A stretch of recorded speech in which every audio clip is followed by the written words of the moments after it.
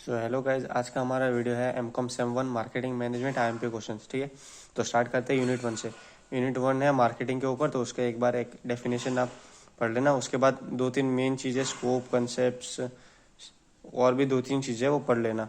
पढ़ लोगे तो क्या आप पॉइंट्स लिख भी सकते हो। ठीक है, फिर उसके बाद 4A ऑफ मॉडर्न मार्केटिंग, ये भी इंपॉर्टेंट क्वेश्चन है।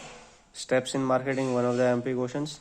डेवलपिंग मार्केटिंग स्ट्रेटजीज, ये भी मेन क्वेश्चन है। मेरे को लगता नहीं है मेन है, पर हर तरीके से ये मेन है, क्योंकि एग्जाम्स में भी पूछ लिया जाता है। 70 मार्क्स में, 50 मार्क्स में तो नहीं है, 70 मार्क्स में है, इसलिए पूछ लिया जा सकता है। फिर इस बार 70 मार्क्स का है, तो एक आप ये ऑप्शनल रेडी कर सकते हैं, कस्टमर वैल्यू और कस्टमर सेटिस्फेक्शन। क्योंकि मान लो 14 मार्क्स का एक नॉर्मल क्वेश्चन पूछ लो और 7 मार्क्स में ये पूछ सकते।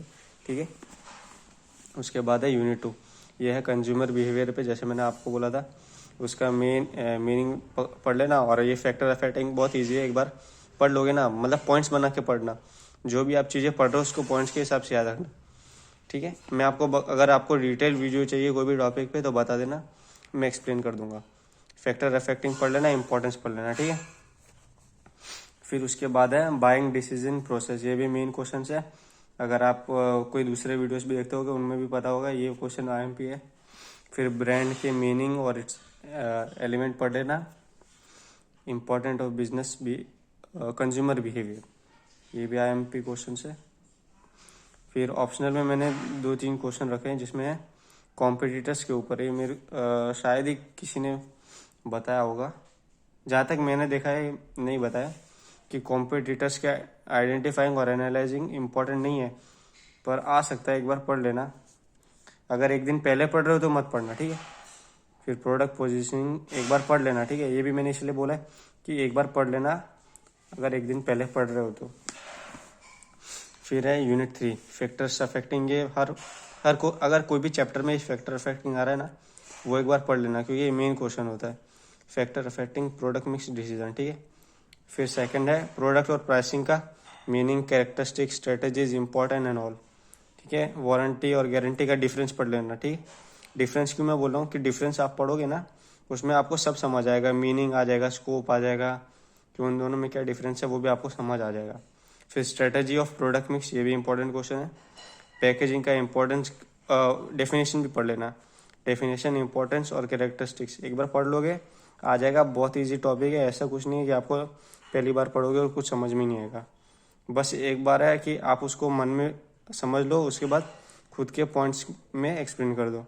ठीक है, factor affecting channel of distribution, ये भी मेन क्वेश्चन है। ठीक है, अब हम आते हैं लास्ट नहीं, अभी एक क्वेश्चन बाकी है, होलसेलर। ये भी मतलब मेरा ऑप्शनल क्वेश्चन ही है, आप एक बार पढ़ लेना। ठीक है, होलसेलर, रिटेलर, ठीक है, एक बार पढ़ लेना। ये छोटे छोटे टॉपिक्स है, एक बार पढ़ लोगे तो आप इसको एक्सप्लेन कर पाओगे इजीली। फिर है यूनिट नंबर 4। वैसे नंबर 3 यूनिट तो बहुत बड़ा है, तो जितना पढ़ोगे उतना कम पड़ेगा, इसलिए मेन पढ़ लेना, बाकी और आप जितना पढ़ सकते हो तो ठीक है। फिर है यूनिट नंबर 4 मार्केटिंग कम्युनिकेशन, वही मीनिंग, ऑब्जेक्टिव। अगर मीनिंग पढ़ोगे, ऑब्जेक्टिव ये सब पढ़ोगे ना, तो आपको पता चल जाएगा कि आगे क्या है। हाँ, प्रोसेस पढ़ लेना, क्योंकि प्रोसेस एक अलग चीज़ होता है। फिर component of effective marketing communication, ये भी मेन क्वेश्चन है।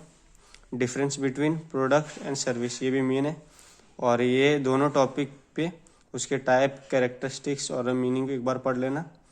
ठीक है, फिर elements of marketing communication process, ये भी मेन टॉपिक है। और factor affecting marketing of service, मैंने वापस बोला है, फैक्टर अफेक्टिंग जहाँ पे भी हो पढ़ लीजिएगा।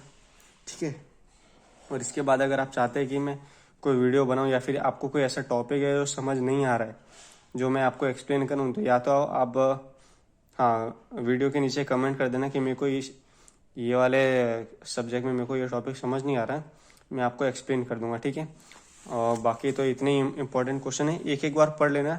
और आपको पढ़ना कैसे है, एक बार आप पढ़ोगे ना, लिखते लिखते पढ़ना।